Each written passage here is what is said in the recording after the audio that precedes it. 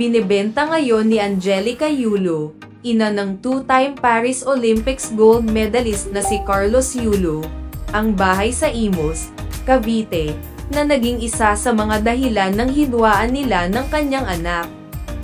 Ipinagbibili na ni Angelica Yulo ang bahay nila sa Imus, Cavite, na naipundar niya noong 2016. May karapatan siyang ibenta ang ari-arian dahil nakapangalan ito sa kanya. Inanunsyo ng ina ni Carlos Yulo sa Facebook page nito na fully furnished ang bahay na may sukat na 50 square meter lot area at 100 square meter floor area. Kasama sa ibinebentang bahay ang 55-inch television, refrigerator, isang split-type aircon, isang window-type aircon, at bonus na motor accessories at spare parts na nagkakahalaga ng 300,000 pesos. Hindi binanggit ni Angelica kung kabilang sa mga ipinagbibili ang mga larawan at tropeyo ng kanyang estranged son.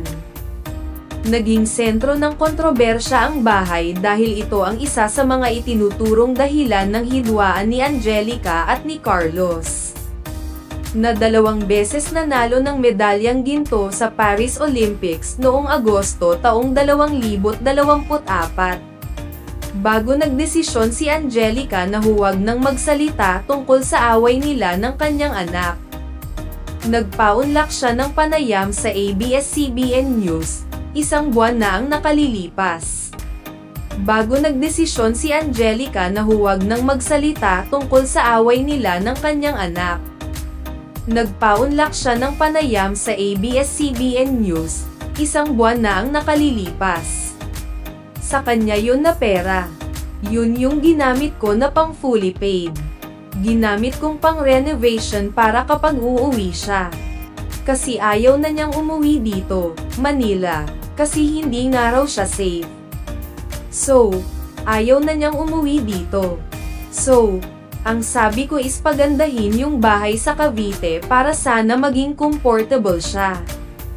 Matutulog dun, makakapag-relax, makakanood ng TV and all. Kaya kinumpleto ko ng gamit yung bahay namin sa Cavite kasi nga nilo-look forward din namin na makita niya yung bahay na ipinagawa doon.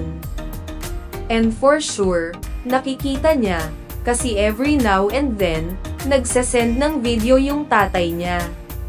Ngunit kung nagagalit sa ina at masama ang loob ng anak, maaaring ang issue ay ginamit ni Angelica ang pera ni Carlos nang walang palem at pahintulot. Ito ay hindi clean arrow ng ina.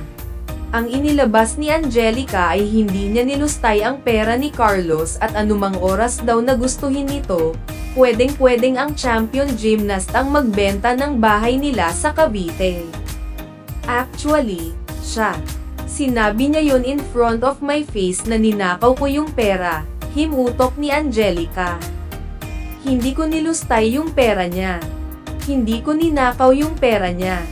Ayan, pwede niyang ibenta kung gusto niya. Ibalik lang niya yung din-own namin saka yung binayad namin since 2016 na up to 2019. Samantala, isang malapit sa pamilya Yulo naman ang nagsabing makadurog puso ang kwento tungkol sa plano ng ama ni Carlos na Mark Andrew Yulo na ibenta ang motorsiklong ibinigay sa kanya ng anak.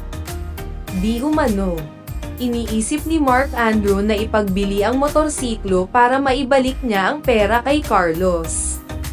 Wala namang anumang balita na hinihingi ni Carlos na ibalik sa kanya ng ama ang kanyang iniregalong motor. Tuloy, nag-iisip ang iba na ginagatungan ng mga magulang ang isyo para makakuha pa ng simpatiya sa laban nila sa anak na ngayon ay milyonaryo na. Nitong linggo ng tanghali, 8 ng Setyembre taong 2024. Binigyan ng tribute ng ASAP natin si Carlos Yulo.